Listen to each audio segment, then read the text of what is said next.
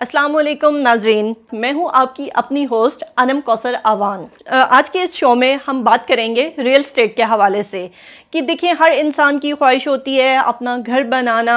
घर बनाने से पहले आपके पास प्लॉट होना चाहिए। आई मीन टू से कि हर पर्सन की ख्वाहिश होती है कि मेरा एक अपना घर हो। तो इस हवाले से हम बात करते जाएंगे कि हमें इन्वेस्टमेंट दुबई में करनी चाहिए, आई मीन टू से यूएई की मार्केट में करनी चाहिए, या हमें अपनी इन्वेस्टमेंट पाकिस्तान में करनी चाहिए। तो इस हवाले से हमने फिर दोबारा से इनवाइट किया है मलिक इसहाक साहब को। जी नाजरीन, तो मैं वेलकम करती हूँ मलिक इसहाक साहब को अपने शो में। वेलकम सर, आपने हमारे लिए बहुत ज़्यादा टाइम निकाला और मुझे बहुत अच्छा लगा कि आपने हमारे बुलाने पे आप यहाँ पे दोबारा आए हैं। जी मैडम, आपका बहुत शुक्रिया। और आपने हमें दोबारा इनवाइट किया, और नाजरीन का मैं स्पेशली बहुत बहुत शुक्रिया अदा करना चाहता हूँ कि उन्होंने हमारी आरा को इस काबिल समझा कि अच्छा फीडबैक दें। मुझे बताएं कि आज हमारा कौन सा टॉपिक है जिस पर डिस्कस करेंगे। सर, आज के दिन में हम रियल एस्टेट के हवाले से बात करेंगे कि हमें पाकिस्तान में इन्वेस्टमेंट करनी चाहिए या हमें यूएई की मार्केट में इन्वेस्टमेंट करनी चाहिए। तो आप मुझे ना रियल एस्टेट के बारे में गाइड कीजिएगा। अच्छा, रियल स्टेट जो एक बड़ा आप कहते हैं अनप्रडिक्टेबल सेक्टर है कि आप इसको कभी भी पेश गोई फोरकास्ट नहीं कर सकते कि जी जैसे आपका कितना एक्यूरेट सिस्टम है मौसमियात का, जी बारिश होगी इतने बजे, होगी बर्फबारी होगी इतने बजे। लेकिन रियल स्टेट जो जुड़ी होती है हर मुल्क के इंटरनल एक्सटर्नल एलिमेंट्स इस पर अफेक्ट करते हैं। फ़र्ज़ किया अमन व अमान है, फिर जो लॉ एंड आर्डर जिसको हम कह सकते हैं, या इकोनॉमिक स्टेबिलिटी है, पॉलिटिकल स्टेबिलिटी है, और इस पे बहुत जैसे इन्फ्लेशन रेट है, इंटरेस्ट का रेट है, ये बहुत से एलिमेंट से रियल स्टेट जुड़ी होती है। और जो सबसे बड़ा अभी बदकिस्मती है, पिछले 2-3 साल से पाकिस्तान में रियल स्टेट अच्छा परफॉर्म नहीं कर रही, जी बड़े जी, मखसूस कुछ ऐसा ही सेक्टर। है। पाकिस्तान में मार्केट रेट जो है, मार्केट वैल्यू बहुत कम जा रही है प्रॉपर्टी की, लेकिन ऐसा क्यों है? उसकी वजह यह है कि रियल स्टेट में जब इन्वेस्टर है ना लॉन्ग टर्म देखता है। देखें, पाकिस्तान में जो इन्वेस्टमेंट होती है, जो सबसे ज़्यादा नॉन रेजिडेंट पाकिस्तानी इन्वेस्टमेंट करता है, कि जो ओवरसीज़ है, हमारे बहुत से पाकिस्तानी जो भाई हैं, एक्सपेट्रियाट्स हैं, यूएई में बैठे हुए हैं, सऊदीया में बैठे हुए हैं, और इसके अलावा यूके में या अमेरिका में बैठे हैं, और जो यूरोपियन कंट्रीज़ में या डिफरेंट इनका जो डायस्पोरा है।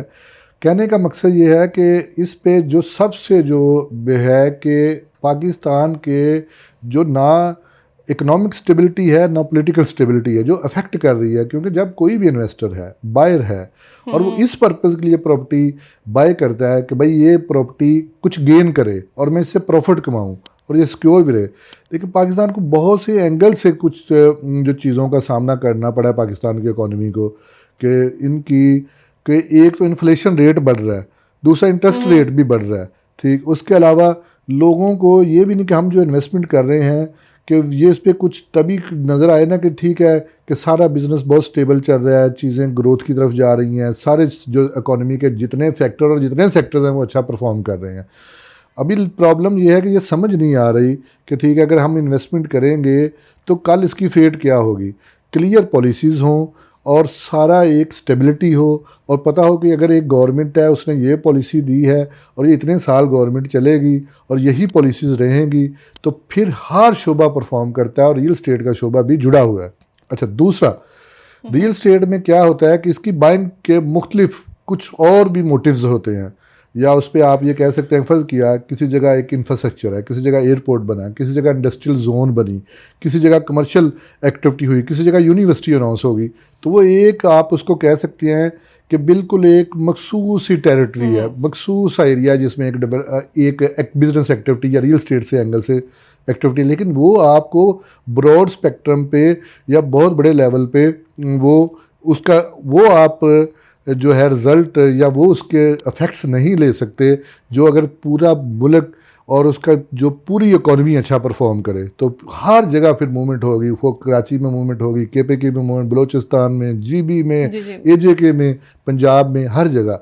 और इसी के लिए सबसे पहले ये ज़रूरी है कि हमारी एक मुझे बहुत उम्मीद है कि हमारी एक स्टेबल गवर्नमेंट आएगी फरवरी के इलेक्शन इंशाल्लाह में, इंशाल्लाह। और पाकिस्तान का जो रियल स्टेट सेक्टर बहुत अच्छा परफॉर्म करेगा, और ओवरऑल हमें जो एक बहुत ताबनाक मुस्तकबिल वेट कर रहा है इंशाल्लाह पाकिस्तान के इंशाल्लाह लिए। इंशाल्लाह।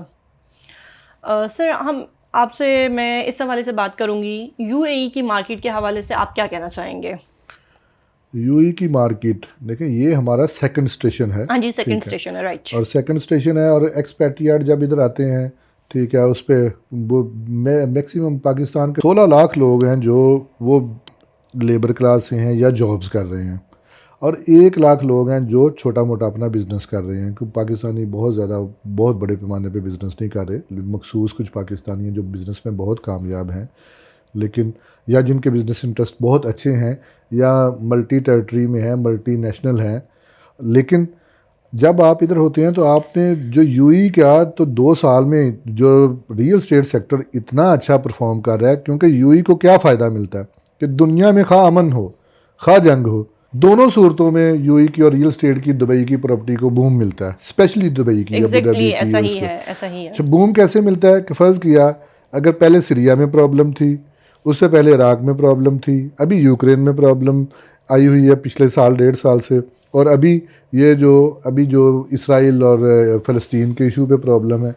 तो जब भी किसी जगह भी अनसर्टेनिटी आती है, लोग एक स्टेबल स्टेशन देखते हैं कि किस जगह हम जाएं कि जिधर स्टेबिलिटी है, पीस है, बिजनेस है, और उसके बिजनेस अपॉर्चुनिटी है, हमारा कैपिटल सेव भी रहेगा, ग्रो भी करेगा, बिजनेस फ्लोरिश करेगा। तो इसके लिए इनकी पॉलिसीज़ इतनी स्ट्रॉन्ग दी हुई हैं इनकी, और कंसिस्टेंसी इतनी है, और इतना ज़्यादा ये इन्होंने user friendly end user investor friendly culture introduce करवाया हुआ है। इतनी आसानी है कि आप एक दिन में कंपनी खोल सकते हैं, एक दिन में बैंक अकाउंट खोल सकते हैं, और ऑनलाइन इतनी ज़्यादा अच्छी सर्विसेज हैं। इस वजह ऐसा से ही है। जो रियल स्टेट सेक्टर इनका इतना अच्छा परफॉर्म कर रहा है, खा वो सेकेंडरी है। और आपको देखें, अगर दिमाग है, इमार है, दियार है, इमार है, अजीज़ी है, निशामा है, डनूब है, डमास है, टाइगर है, इनके सारे ऑफ प्लान प्रोजेक्ट भी बहुत अच्छे परफॉर्म कर रहे हैं। पिछले 2 साल में इनके जो प्रॉपर्टी ऑलमोस्ट इसने 90 से 150 प्लस गेन किया। तो यूई की मार्केट तो एक्स्ट्रा ऑर्डिनरी है। और लेकिन मैं आपको ये भी एक चीज़ ज़हन नशीन करवाना चाहता हूँ कि इसमें जो रियल स्टेट में हमेशा रिसेशन भी आता है, करेक्शन का पीरियड भी आता है। जैसे 2008 में इतना बड़ा डिज़ास्टर हुआ था रियल स्टेट में, और उसके बाद 2016-17 में भी कुछ प्रॉब्लम रही, और ड्यूरिंग कोरोना। तो लोगों को ये लॉन्ग टर्म और शॉर्ट टर्म दोनों को जहन में रख के इन्वेस्टमेंट करनी चाहिए कि हम शॉर्ट रन में जाना चाह रहे हैं, हमारा पर्पज़ क्या है, इन्वेस्टमेंट है, हमारा पर्पज़ है रेंटल है, उनको रेंट पे आपने प्रॉपर्टी लगानी है, इसको शॉर्ट रेंटल में, वेकेशन रेंटल में कन्वर्ट करना है, आपका क्या पर्पज़ है। इसके हवाले से फिर इनका मुख्तलिफ एरियाज़ हैं, इनकी स्टेट डिफरेंट है, इसमें बहुत ज़्यादा रेट है। दुबई में प्रॉपर्टी बहुत महंगी है, शारजा में उससे कम है, अजमान में बहुत है। अगर रासल खैमा में आप चले जाएं, या इसके अलावा उम्मुल कुरैन फजीरा में, तो बहुत ही रेट कम है। ठीक है, अबू धाबी और दुबई में रेट अच्छे हैं। ठीक है, तो इस हवाले से एक जो बायर है, इन्वेस्टर है, एंड यूज़र है, जो खुद रहना चाह रहा है, या उसको ये सोचना चाहिए कि भाई हम किस ऑप्शन में जाना चाह रहे हैं, तो उसको सारे फैक्टर्स को जहन में रख के ये डिसीजन लेना चाहिए। तो सर, मैंने भी यहाँ पे देखा है कि बहुत सारे ऐसे लोग हैं जिन्होंने अपना रियल एस्टेट का बिजनेस यहाँ पे स्टार्ट किया हुआ है, उनके हवाले से आप क्या कहना चाहेंगे? देखें, बिज़नेस हम हमेशा हर बिज़नेस मैन को, हमारी दुआ भी है कि हर बिज़नेसमैन तरक्की करे। और अगर किसी ने भी इधर बिज़नेस स्टार्ट किया और वो अच्छी होप लेके इधर आया हुआ है, दियारे गैर में मेहनत कर रहा है, और रियल स्टेट में पिछले 2 साल से लोग ओवरऑल खुश हैं। ठीक है, जो लोकल जो यूई की रियल स्टेट को डील कर रहे हैं वो लोग बहुत खुश हैं, क्योंकि उनको बहुत अच्छा क्लाइंट भी मिल रहा है, क्योंकि यूरोपियन इधर इन्वेस्टमेंट कर रहे हैं, रशियन पूरे ब्लॉक से इन्वेस्टमेंट, सीआई स्टेट से बहुत ज़्यादा इन्वेस्टमेंट आ रही है। जो इसमें कॉमनवेल्थ में इंडिपेंडेंट स्टेट से, जो रशियन स्टेट्स थे, एक्स रशियन स्टेट से बहुत ज़्यादा इन्वेस्टमेंट आ रही है। यूरोप से इंडियन और पाकिस्तानी बहुत ज़्यादा इन्वेस्टमेंट करते हैं। तो रियल स्टेट इवन एजेंट है, खा रियल स्टेट डेवलपर है, ऑफ प्लान का है, सेकेंडरी जो मार्केट है, सब अच्छा परफॉर्म कर रही हैं अभी। सर, आपने मुझे बताया था आपकी अपनी भी रियल एस्टेट कंपनी है, तो मैं आपसे जानना चाहूँगी आपकी रियल एस्टेट कंपनी किस नाम से है? अच्छा, हम ट्रस्ट आइकॉन अल मंजिल रियल स्टेट से काम कर रहे हैं, और इसमें जैसे हमारी कंपनी जो भी इधर लोकल है कि 2-3 तरह की प्रॉपर्टी, 2-3 तरह से प्रॉपर्टी में डील होता है, कि जैसे रेजिडेंशियल प्रॉपर्टी है, कमर्शियल प्रॉपर्टी है, ऑफ प्लान है, सेकेंडरी है, और ब्रोकरेज सर्विसेज हैं। तो सब में हमारे मुख्तलिफ सेक्टर में हमारी कंपनीज परफॉर्म कर रही हैं। सर आप मुझे बताइए, आप ऑफ प्लान प्रॉपर्टी को ज़्यादा प्रेफर करेंगे या आप सेकेंडरी मार्केट को ज़्यादा प्रेफर करेंगे?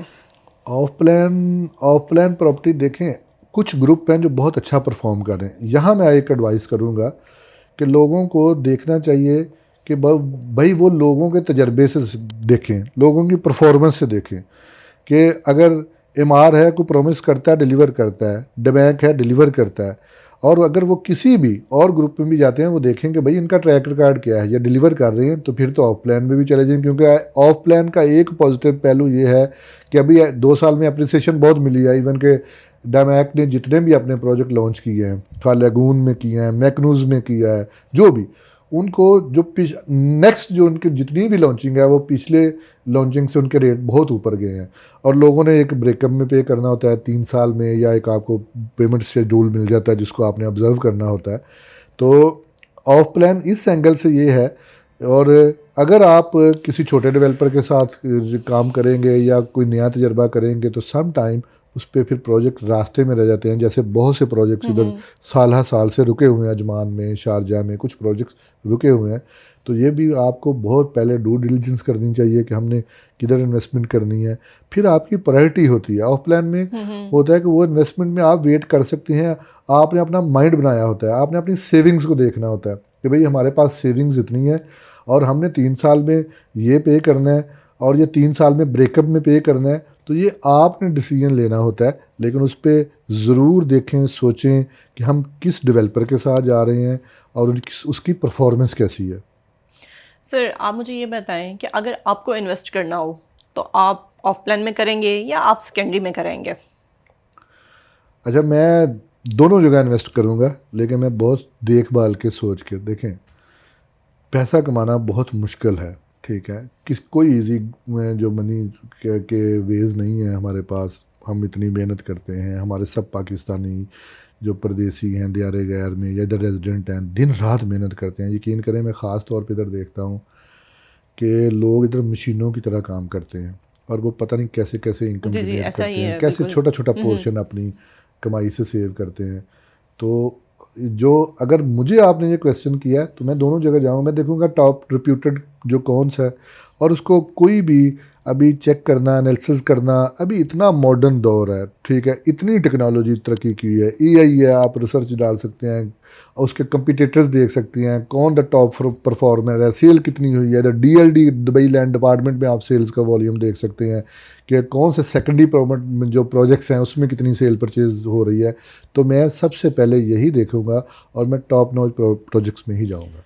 तो आपकी जो अपनी कंपनी है, आप लोग ज़्यादातर ऑफ प्लान में काम कर रहे हैं या आप सेकेंडरी मार्केट में कर रहे हैं? हम दोनों में देखें, हमें अगर आपकी एक कंपनी ब्रोकरेज की है, सेल परचेज की है, तो जी आपने अपने क्लाइंट को फैसिलिटेट करना होता है उस पर। फिर हम जो आपको पता है, देखें, मैं एक चीज़ ये समझता हूँ कि मैंने अपनी जितनी इंटरनेशनल ट्रैवलिंग है या जितनी इंटरनेशनल बिजनेस हिस्ट्री है, मैंने इससे यही सीखा है कि जिधर आप अपनी पॉलिसीज़ को आप जो क्लाइंट ओरिएंटेड रखते हैं उसमें आपको फ़ायदा है। कि फ़र्ज़ किया कि हमें अपनी क्लाइंट की सेटिस्फेक्शन चाहिए होती है, हमें ये चाहिए होता है कि हमारे क्लाइंट की क्या रिक्वायरमेंट है। फ़र्ज़ किया कि वो कौन जो ऑफ प्लान में जाना चाह रहा है, ब्रोकरेज में जाना चाह रहा है, तो हम अपने क्लाइंट की रिक्वायरमेंट को देख के तो उनको अकोमोडेट करें। एग्जैक्टली, अल्टीमेट हमारा पर्पस यही होता है कि हम अपने क्लाइंट की नीड्स एंड वांट्स को फुलफिल करें, उनकी रिक्वायरमेंट को हम पूरा ऐसे करें। ही ऐसे ही ऐसे ही। क्योंकि जो आप देखें, मैंने अपना इंटरनेशनली मैंने यही तसलसल में उसी चीज़ को लाना चाह रहा था कि देखें, इतना अच्छा है कि जो इंटरनेशनल मार्केट्स में उन्होंने जो आपकी कंज्यूमर सर्विसेज हैं और उनका आफ्टर सेल सर्विसेज हैं डिफरेंट सेक्टर्स में, या उनका जो क्लाइंट को रिस्पॉन्स टाइम है वो बहुत ज़बरदस्त है, या उसके बाद वो अपने क्लाइंट को हर एंगल से सेटिस्फाई करने की कोशिश करते हैं। तो इस एंगल से हमें भी ये चाहिए कि जो अपने क्लाइंट को ही मेन फोकस रखें कि क्लाइंट कैसे सेटिस्फाई हो रहा है, क्लाइंट की क्या रिक्वायरमेंट है, और उसको जो मैक्सिमम आप डिलीवर कर सकते हैं वो मैक्सिमम डिलीवर करें। बिल्कुल इधर अच्छा आपको इंसेंटिव मिलता है, अच्छा कमीशन मिलता है, और बड़ा सिक्योर एग्जैक्टली। सिस्टम है कि आप जो भी कुछ अर्न करते हैं वो आपको मिलता है। और फिर जब आपको कमीशन मिलता है और उसके बाद आप उनको पाकिस्तानी रुपीस में कन्वर्ट करते हैं तो उस चीज़ का तो मज़ा ही बहुत ज़्यादा होता है ना। ये तो एक अच्छी है, क्योंकि देखें इस पे हमें मज़ा भी आता है, लेकिन ज़ाती तौर पे मेरी ये पर्सनल व्यू है कि हमें दुख भी होता है कि हमारी करेंसी क्यों डीवैल्यूएट हो रही है। ठीक है, देखें हम बाहर कोई 1 करोड़ लोग हैं सिर्फ, हमारे 24 करोड़ जो पाकिस्तानी हैं या 23 हैं, 23.5 करोड़ हैं, हमें उनकी फ़िक्र होनी चाहिए। देखें अगर हमें तो इधर इनकम मिलेगी तो हम तो दिरहम पाउंड में डॉलर में भेजेंगे, तो ठीक है, वो हमारे लिए ठीक है, हमारी फैमिली के लिए ठीक है। लेकिन जब करेंसी डिवेल्यूएट होती है तो चीज़ें महंगी होती हैं, इन्फ्लेशन बढ़ता है तो फिर वंस अगेन महंगाई होती है, इंटरेस्ट बढ़ता है, फिर महंगाई होती है, क्योंकि ये चीज़ें एक दूसरे से जुड़ी होती हैं और इफेक्ट आता है। तो हम चाहते हैं कि पाकिस्तान में सोर्स ऑफ इनकम बढ़े। ये मेरी ये एक अपनी पर्सनल ओपिनियन जी, मैंने जी, डाल दी। पर्सनल ओपिनियन है आपकी। तो थैंक यू। सर मुझे ये बताइएगा जब आप सेकेंडरी मार्केट में कुछ सेल कर रहे होते हैं, तो आप किस तरह करते हैं? अच्छा, सेकेंडरी मार्केट में इधर बहुत से प्लेटफॉर्म हैं जो आपको असिस्ट करते हैं। सबसे पहले तो आपको अपने जो कोई भी लैंड ओनर है उससे कंसेंट लेनी पड़ती है, या प्रॉपर्टी ओनर है, खा कमर्शियल का है, रेजिडेंशियल का है, इंडस्ट्रियल का है, भाई हम इसको एडवर्टाइज़ कर सकते हैं। पहले उसकी परमिशन ज़रूरी है, फिर अगर वो आपको ओनर परमिशन अलाउ करता है तो फिर आपको इधर डिफरेंट प्लेटफॉर्म है। सबसे पहले बेहतर ये है कि आप जो प्लेटफॉर्म है, जो आपको चीज़ें अवेलेबल हैं, जैसे डू बिज़ल है, प्रॉपर्टी फाइंडर है, आप इन चीज़ पे जा सकते हैं। और भी डिफरेंट प्लेटफॉर्म एग्ज़ैक्टली, हैं, साथ आप में लगा सकते बयूत हैं। भी है। बयूत बयूत भी बहुत अच्छा परफॉर्म कर रहा है, तो आप उन पे लगाएं, उससे लीड आएगी, जनरेट आएगी, करें आप उसको, लोगों को क्विक रिस्पॉन्स दें, उनको विज़िट करवाएं, और प्रॉपर्टी मैच्योर हो जाती है। तो क्या आप मुझे बता सकते हैं कि जो आपको प्रॉपर्टी फाइंडर से, बयूत से या डूबिज़ल से लीड्स आती हैं, क्या वो जेन्युइन लीड्स होती हैं? अच्छा, मेरा ज़ाती एक्सपीरियंस है कि देखें किसी चीज़ को क्विक रिस्पांस दे देना, अगर आप एक लीड है और लीड आई है तो वो किसी ना किसी एंगल से क्वेरी होती है। ठीक है, फ़र्ज़ किया कि किसी को रेंट में कभी चाहिए, या कभी वो कोई चीज़ बाय करना चाहता है टेरिटरी में, लेकिन बजटिंग में फ़र्क आ सकता है कि एक बंदे के पास 8 लाख दिरहम है, या 1.2 मिलियन दिरहम है, 1.5 मिलियन दिरहम है। तो लीड को जब उसका एनालिसिस किया जाता है, और जिसको लीड मिल रही है वो अपने एंगल से लीड को जेन्युइन या नॉन जेन्युइन कहता है। वो नॉन जेन्युइन इसलिए कहता है कि भाई उसने 1.2 की प्रॉपर्टी लगाई, उसको एक कॉल आई है, जो कॉल आई है बेचारे उसका बजट 8 लाख है, तो उसके लिए लीड नॉन जेन्युइन हुई। ठीक, तो लीड निकलती है, और इतना ज़्यादा बिजनेस होता है। अगर फ़र्ज़ किया न्यू कमर आप पाकिस्तानी हैं, आप कोई भी रेंट पे आपको चीज़ चाहिए उस पे जाइए, तो आपको इमीडिएटली रिस्पॉन्स मिलता है, और इसी के ज़रिए प्रॉपर्टी का 90% बिजनेस हो रहा है। तो लीड्स मोस्टली जेन्युइन है, टू बी ऑनेस्ट। सर क्या ऐसा ज़रूरी है कि आप प्रॉपर्टी को एडवर्टाइजमेंट करके ही सेल कर सकते हैं या आप एडवर्टाइजमेंट के बगैर भी आप सेकेंडरी मार्केट में प्रॉपर्टी सेल कर सकते हैं? लेकिन फिर ये तो बड़ा कन्वेंशनल या ट्रेडिशनल तरीका हुआ ना, कि हमारी कुछ जानने वाले फ्रेंड्स हैं पाकिस्तानी में, कोई हमारा एक हल्का अहबाब है, या आप जिस सर्कल में रह रहे हैं उसमें हल्का अहबाब है, तो आपके लिए उस प्रॉपर्टी के अच्छा दाम वसूल करना मुश्किल हो जाएगा। तो इसलिए बेहतर है कि आप जदीद मॉडर्न टूल्स इस्तेमाल करें, कि वो आपकी जो ऑडियंस है वर्ल्ड वाइड हो जाएगी, कि जो अच्छा रेट देगा करंट मार्केट का। और अगर आप अपनी प्रॉपर्टी को आपने सिर्फ हमसाए में, एक सोसाइटी में, टाउन में, सिटी में, एक हल्का अहबाब में बेचना चाहेंगे, तो वो आपको अच्छा रेट मैं रिकमेंड नहीं करूँगा। तो मलिक साहब मैं आपसे ये बात करना चाह रही थी, यहाँ पर बहुत सारी कंपनीज़ ऐसी हैं रियल एस्टेट की जिनकी 1 महीना सेल नहीं हुई, दूसरे महीने में सेल नहीं हुई, तीसरे महीने में सेल नहीं हुई। तो उन लोगों के लिए आपका क्या मैसेज होना चाहिए? उन लोगों को अपनी कंपनी क्लोज़ कर देनी चाहिए या क्या करना चाहिए? क्योंकि वो लोग बहुत ज़्यादा डिसहार्ड होते हैं, या उनके लिए आप कोई स्ट्रेटेजी बताएँ कि ताकि वो अपने बिज़नेस को अच्छी तरीके से कर सकें? अच्छा, अभी बिज़नेस के सारे डायनामिक्स चेंज हो चुके हैं, कि मैं ये आपका बड़ा अच्छा क्वेश्चन है। और बिज़नेस को बंद करना कभी भी दानिशमंदी नहीं होती, और बिज़नेस को अच्छा प्लान करना हर एक का हक है, फ़र्ज़ भी है। मैं इसको फ़र्ज़ पे ज़्यादा ज़ोर दूंगा, क्योंकि अगर आप रियल एस्टेट का एक बिज़नेस प्लान कर लिया, आपने कंपनी फार्मेलेशन कर दी, और उसके बाद आपने एक ऑफिस लिया, आप इतने ज़्यादा एक्सपेंसेस कर रहे हैं, तो थोड़ा सा पैसा अपनी मार्केटिंग के लिए रखें, बजटिंग करें, उसकी प्रॉपर फंड्स एलोकेट करें मार्केटिंग के लिए, और जो अवेलेबल प्लेटफॉर्म्स हैं उन पे। और आप सब जो फ़र्ज़ किया, ये आपने ये सेकेंडरी जो प्रॉपर्टी मार्केट के हवाले से मैं आपसे डिस्कस कर रहा हूँ कि अगर वो सेकेंडरी मार्केट उसकी प्रॉपर्टी सेल नहीं हो रही, तो उस पे वो जो प्रॉपर्टी के एग्जिस्टिंग, हमने थोड़ी देर पहले डिस्कस किया, जैसे डू बिज़ल है जो आपका प्रॉपर्टी फाइंडर है, या तीसरा बेयूत आपने प्लेटफॉर्म बताया। तो इसके अलावा अपनी कंपेन्स रन करें, पीपीसी कंपेन्स रन करें, अपनी फेसबुक पे कंपेन रन करें। और ये मीन्स कि इतना आप सोशल मीडिया के हवाले से बात करना चाह रहे हैं कि आपको सोशल मीडिया पे भी अपनी कैंपेन्स रन करनी चाहिए, लाइक इंस्टाग्राम आपको यूज़ करना चाहिए, आपको फेसबुक यूज़ करनी चाहिए, यहाँ पे भी आपको अपनी एडवर्टाइजमेंट करनी चाहिए। जी, ऐसे ही है, आपने बिल्कुल ठीक कहा कि और अगर ऑफ प्लान पे है तो ऑफ प्लान में आपको बहुत अच्छी सपोर्ट मिल रही होती है। और रियल स्टेट में थोड़ा सा आपको सब्र का दामन भी नहीं छोड़ना चाहिए कि फर्ज किया एक माह एक डील नहीं हुई, दूसरे माह डील नहीं हुई, तीसरे माह डील नहीं हुई, लेकिन अगर चौथे माह डील होगी तो आपका एक साल का एक्सपेंस टोटल निकल जाता है। इतना अच्छा रिबेट इधर मिलता है।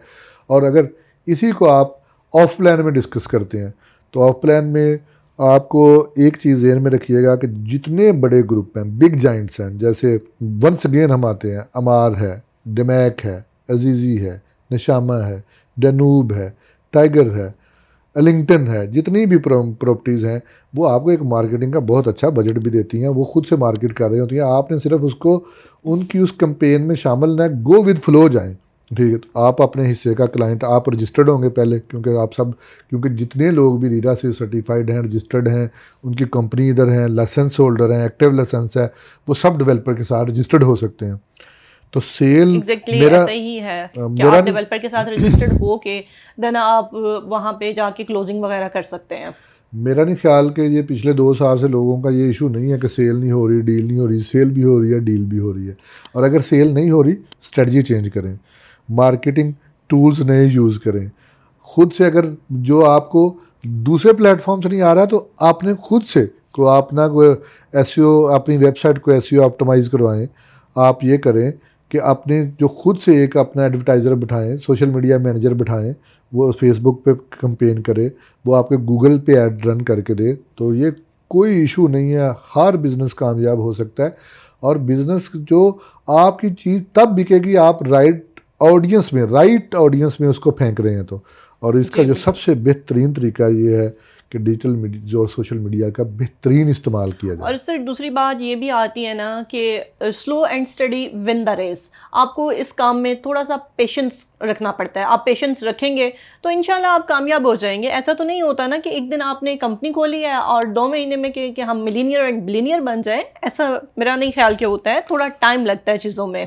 नहीं, बिज़नेस तो हमेशा जो रिदम में आने के लिए टाइम लेता है, ज़रूर लेता है। लेकिन देखिए, बिज़नेस आपको कभी 3-4 माह फ्लो में बिज़नेस आए तो आपको बाकी 8 माह के लिए कमा के दे देता है। ये बिज़नेस ही है। ठीक है, तो हम हमेशा इनकरेज करते हैं, और हर कोई बिज़नेस कर सकता है, क्योंकि ख़ास तौर पे हमारी जो कम्युनिटी बहुत टैलेंटेड है। ठीक है, पाकिस्तानी कम्युनिटी बहुत टैलेंटेड है। और अगर वो, मैं जब भी कंपैरिजन करता हूँ, तो और जो हमारी कम्युनिटी में बहुत ज़्यादा लोग बिज़नेस में नहीं है, लेकिन जितने बिज़नेस में हैं उन्होंने बहुत छोटे अरसे में बहुत अच्छा ग्रो किया। तो इस हवाले से हम ये कहते हैं कि मैक्सिमम लोगों को बिज़नेस ज्वाइन करना चाहिए। सिर्फ ये रियल स्टेट ही नहीं है, इसके हट के भी वो देखें उनकी कौन सी एक्सपर्टीज़ है, उसमें छोटा मोटा कुछ सेविंग है तो उसको सिक्योर वे से इन्वेस्ट करें। किसी और कोई ना कोई छोटा, चाहे साइड बिजनेस करें, ऑनलाइन पे अपने जो अमेज़ोन पे अकाउंट बनाएं, नून पे सेल करें, ईबे पे, शॉपिफाई पे करें, लेकिन साथ में कुछ ना कुछ बिजनेस करें और उनका बहुत अच्छा बैकअप बनेगा। तो सर आप यूएसए और यूके की मार्केट के हवाले से क्या कहना चाहेंगे, रियल स्टेट के हवाले से? रियल स्टेट जो अच्छा ओवरऑल ही परफॉर्म नहीं कर रही। देखें, इंटरनेशनल जो फिनोमेना है उस पे चीज़ें इंटरनेशनल जो इंसिडेंट से और एक्सीडेंट से जुड़ी होती हैं। इंसिडेंट और एक्सीडेंट दोनों है। यूक्रेन में इतनी लंबी वार चल रही है, यूरोप में इन्फ्लेशन बहुत ज़्यादा है। अगर आप यूके का स्पेसिफिकली बात करें तो उस पर भी तकरीबन -3% रेट को 1.8 -1.8 से 3% तक रेट गिरे हैं। ठीक है, इन्फ्लेशन उधर भी बढ़ा है, इंटरेस्ट रेट बढ़ा है। अभी बैंक ऑफ इंग्लैंड का जो है 5.5 इंटरेस्ट रेट जा रहा है। तो कि जो 2024 में जो सेकंड जो है या थर्ड क्वार्टर में यूके की मार्केट स्टेबल होना शुरू हो जाएगी।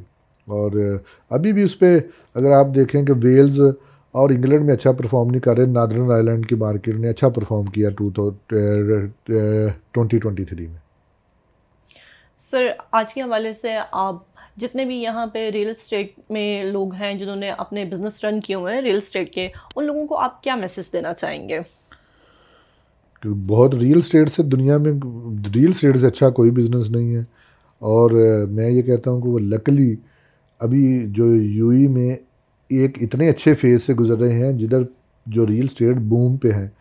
भाई इसको एंजॉय करें, इसको मैक्सिमम अपने डील्स मैच्योर करें, मैक्सिमम अपनी एफर्ट्स को इंक्रीज़ करें और मोर ज़्यादा इनपुट्स दें और अच्छे रिजल्ट निकालें और ज़्यादा से ज़्यादा जो मनी गेन करें। अच्छा, मेरा आपसे एक और क्वेश्चन था। रियल एस्टेट कंपनीज में ऐसा होता है कि लोग आपकी हायरिंग तो कर लेते हैं, एज ए एजेंट मैं बात करूं तो लोग हायरिंग तो कर लेते हैं। वो कहते हैं कि आपकी 3 महीने में डील होगी, देन हम आपको वीज़ा प्रोवाइड करेंगे, या ऐसी बात होती है, या कुछ लोगों को वो कमीशन बेसिस पे रखते हैं। तो उन लोगों के लिए आप क्या कहना चाहेंगे? जो ये है कि देखें, अगर कोई भी दायरे गैर में आया होता है तो हमें कोशिश करें कि हम उसको असिस्ट करें। अगर हम असिस्ट नहीं कर सकते तो अच्छा मशवरा दें, और अगर अच्छा मशवरा नहीं दे सकते तो उनको किसी बुरा मशवरा भी ना दें कि वो उनके लिए कोई प्रॉब्लम हो। देखें, हमें रियल एस्टेट कम्युनिटी को चाहिए कि अगर हम कोई भी उनसे प्रॉमिस करते हैं तो वो लोगों से पूरा करें, एजेंट से पूरा करें। और दूसरा कि अगर दूसरा उनको भी देखना चाहिए कि जो लोग आ रहे हैं उनको भी कहें कि हमारे पास 2 3 4 माह का बैकअप है, इधर आप कैसे सरवाइव करेंगे, क्योंकि ट्रैवलिंग बहुत ज़्यादा करनी पड़ती है। नॉल नॉल कार्ड आपको बनाना पड़ेगा हाँ या जी। रेजिडेंस के अरेंजमेंट करने पड़ेंगे। तो 3 4 माह में अगर आप अच्छा, लोकल फिनोमेना में जो प्रॉपर्टी का जो पता है क्या है, जो प्रॉब्लम क्या है कि जो न्यू कमर हैं वो आते हैं रियल स्टेट में। पाकिस्तान से रियल स्टेट डील करने वाले आ गए, इंडिया से रियल स्टेट को डील करने वाले आ गए, बांग्लादेश से या श्रीलंकन से या सीरिया से। भाई उनको 3 4 माह लोकल प्रॉपर्टी को अंडरस्टैंड करने करेंगे, उनको एरिया की नहीं समझ आएगा भाई करीना किधर है, और उसके बाद मरीना जेवीसी किधर है, बिल्कुल। जेबीआर किधर है, लोकेशन डेरा में मैटर क्या है अलॉट। लोकेशन, और उसको अंडरस्टैंड लोकेशन कर दें। लोकेशन बहुत मैटर करती हैं। अंडरस्टैंड करने में, उनको लोकेशन अंडरस्टैंड करने में, प्रोजेक्ट को डेवलपर को समझने में, प्राइसेस को समझने में, ऑडियंस को समझने में टाइम लगेगा। अच्छा, वो एक एंगल तो ये होता है कि इसलिए जो आने वाले हमारे भाई हैं, जो जितने साथी हैं जो अपने बतौर एजेंट रियल स्टेट रियल्टर या रियल स्टेट एजेंट के तौर पे काम स्टार्ट है, उनको 3 4 माह जहन में रखने चाहिए कि भाई ये टफ़ टाइम हमें मिलेगा। दूसरा कि उस पर अगर 3 माह को प्रॉमिस करके फिर उसके बाद वीज़ा नहीं देता या उस पर आपसे डील क्लोज नहीं होती, तो ये चाहिए कि अगर रियल स्टेट वालों का कोई उस पर कि कोई ना कोई किसी एंगल से अकामोडेट करेंगे। वो ये हो सकता है कि उसमें कर्टसी में कुछ ज़रूर उनको पे करेंगे, भाई आप अपना वीज़ा अरेंज कर सके या कुछ भी। तो ये हम मॉरली कह सकते हैं, लेकिन ये आप पे डिपेंड करता है कि आप जब कोई भी रियल स्टेट के उसने जॉब जो ज्वाइन की या किसी भी उसने फ्रीलांस के तौर पे ज्वाइन किया, तो पहले उसकी बात क्या हुई, डिस्कशन क्या हुई, उसको जहन में रखना चाहिए खुद। जिस तरह के मलिक साहब ने हमें रियल एस्टेट के हवाले से बहुत अच्छी गाइडलाइन दी है। ओवरऑल पाकिस्तान में, इंडिया में, बांग्लादेश में, हर जगह पे हमें लोग इस वक्त देख रहे हैं। तो आप लोगों को यकीनन हमारी बातों से और मलिक साहब की चीज़ों से बहुत ज़्यादा फ़ायदा हासिल होगा। तो अपनी मेज़बान को इजाज़त दीजिए। Thank you so much. अल्लाह हाफिज़।